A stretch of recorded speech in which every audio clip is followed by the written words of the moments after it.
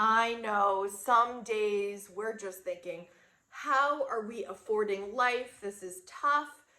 Prices are so high. But listen, this is a place we come for positivity when we're talking about money. So we've got to make the best of it, right? So here are 4 ways to stretch that dollar that you're earning, even when prices are rising.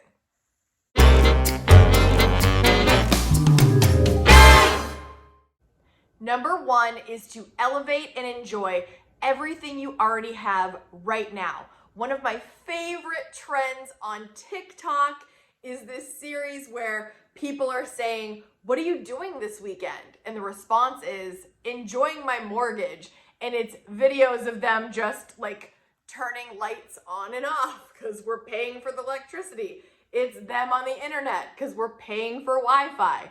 It's them admiring the home decor because they have spent money on making this house a home and the decorations. It's clips of them getting nice and cozy on their couch with a blanket and a drink and a snack, because this is where you are and this is what you already have, and there are things to enjoy in your home. It's videos of them cooking the groceries that they've bought, because you have to buy groceries. So if you choose to focus on what you're already spending on, I love that trend because it's so true, right? Like, it's meant to be funny, but think about how much you spend on your mortgage or your rent, and think about maybe, like, if you don't work from home, how little time you spend in this home that you're cranking out that large amount for every month. So I'm just saying, make the most of it. And those videos, while meant to be humorous, it's true. Enjoy your home. Invite people into your home. Have the best time you can in this great space that you are spending so much money to reside in. Take advantage of it. Elevate that space and really find ways to capitalize on the fact that this is the space you're paying for. What can you do in this space to have a great time and make the most of it? Number 2, if you really want to stretch every dollar that you earn, create a zero-based budget. Why? And why a zero-based budget? And what is a zero-based budget?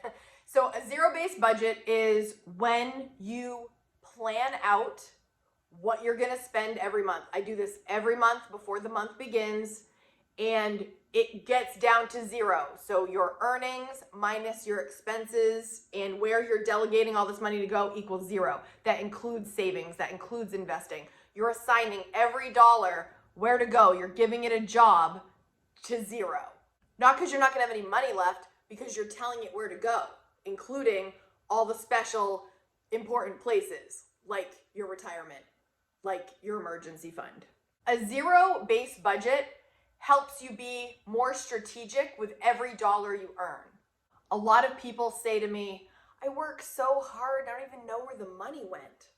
Well, this is the way to find out. And this is not only the way to find out, but it's the way to map it out. It's the way to plan it out so you don't have to wonder, where did your money go? You told it where to go. I learned this from Dave Ramsey years ago, and I am confident that if I had not stumbled upon his baby steps and the information that I learned from the Total Money Makeover by Dave Ramsey, I just shared in a previous video last week that I am on track to cut my mortgage term in half from 30 years to 15 years.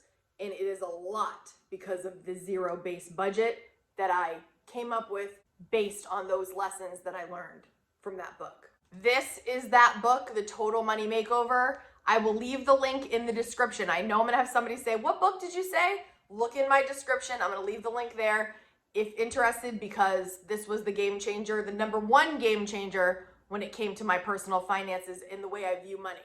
Have I adapted it to make it work for me since? Yes, but many of the principles have remained the same, with some tweaking, with some Kate style. In fact, I use the Every Dollar budgeting app, but on my desktop, it's just easier. I'm a better typer than a texter. Oh my goodness. Yes, so I have a video on how I budget with my 4 budget category. I'll leave a little eye in the sky here for you to click on if you're interested in how I do my budgeting. with 4 budget categories, which is savings, household, giving, and lifestyle. Cutting it down to 4 categories has really simplified my life and my finances. Maybe it's something you could try if interested. Number 3, when you're trying to stretch that dollar, be very mindful not to spend that dollar on things that you don't need or even really want just out of habit. I remember there was a time back in the day where I was really into magazines, so you can tell this was a long time ago. You know, the old school magazines, like In Style. And anytime I was at a checkout, if I saw In Style, I'd grab that and like a sweet treat. Why not, right? That was just a habit. And I'm not saying that's necessarily a bad habit if you have something that you regularly like to purchase, but did I need that? Probably not. It's just a habit. Those are small things. Think about the bigger things that you might spend on, or like going out to eat, or door dashing, if that ever becomes a problem, food delivery, just things that you might not even think that really add up, that you don't really need, but you just kind of do it out of habit. Like, oh, it's not a big deal, meh, you know, and then it does add up. And I'm not saying never DoorDash, I'm not saying never do that, but make sure it's in your budget and make sure that you're not buying actual things that you don't need, like extra clothes. Like if you're really on a tight budget, you don't need those extra clothes right now. Use what you have, style things differently. If you don't have the budget right now, don't be buying extra home decor that you don't really need. Do you really need another pair of shoes? I know jokingly you're gonna be like, yeah, but do you? Going to Amazon and filling your cart when you're bored. This is habits that you might not even really be aware that you're just doing out of boredom, out of habit. Make new habits. Speaking of habits, have you read Atomic Habits yet? We did a whole book club on this as a channel because the takeaways were priceless. If you don't have Atomic Habits yet, I will leave the link in the description along with the Total Money Makeover. I'm always looking to educate and share inspiration with you guys. So these are just ideas. You're not interested, pass on them. But these are totally 2 that have made a difference in my life and I love to share. Number 4, if you actually are in need of clothing or accessories, build your wardrobe first from the clearance rack or a discount store, Marshalls, TJ Maxx, sometimes Amazon has some great deals.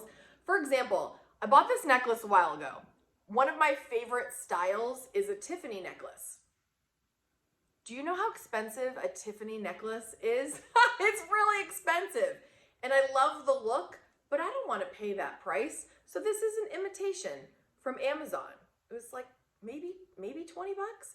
And it's makes me just as happy. I don't care that it's not the name brand. It's the look that I like. I like that link. I just like that. And I'm not saying that you'll always have to get your clothes from clearance or discount, but sometimes they're just as great and we just didn't take the time to look and you get a really great deal. Or when conditions improve, when your budget improves, when you have more money to spend on things like that, if that is what you want to spend your money on, then you can. But when you're really trying to make your dollar stretch in a little bit tougher times, these are all ideas to help.